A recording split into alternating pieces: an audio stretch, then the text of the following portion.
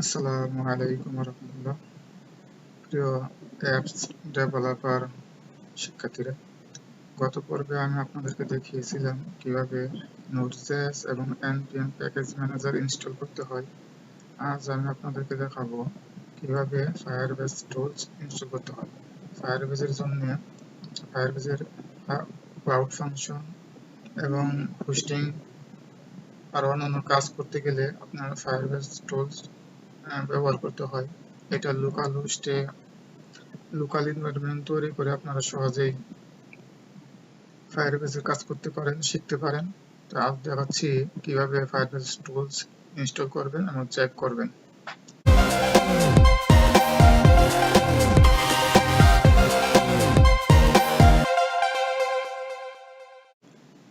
তো প্রথমে আমরা সিএমডি তে যাচ্ছি। সিএমডি থেকে npm, আমার npm ইনস্টল আছে, npm ইউজ করব। npm তারপরে জি দেওয়ার অর্থ হচ্ছে এটা গ্লোবালি ইনস্টল হবে। আমি যে কোনো সিএমডি ওপেন করে যে কোনো ফায়ারবেসে কমান্ড দিলেই আমার এটা কাজ করবে। এখন npm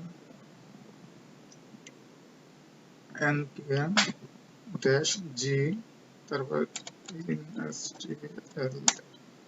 install Firebase-tools এন্টার দিব।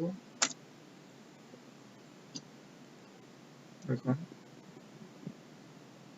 Firebase tool 8.70 ইনস্টল হচ্ছে।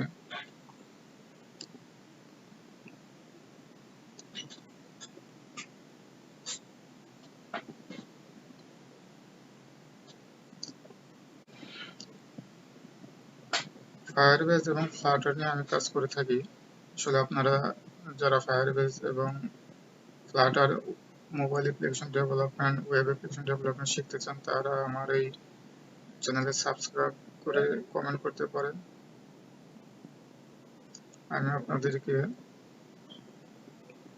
বিভিন্ন রকমের লাইভ প্রজেক্টের কাজ দেখাবো।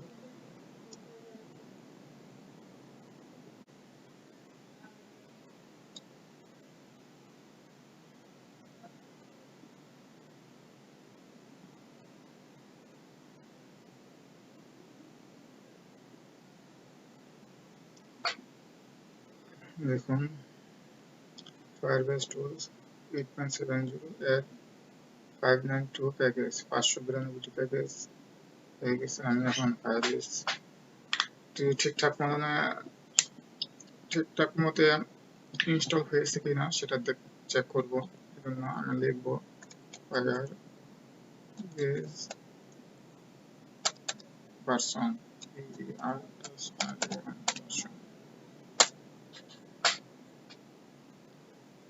দেখুন 8.5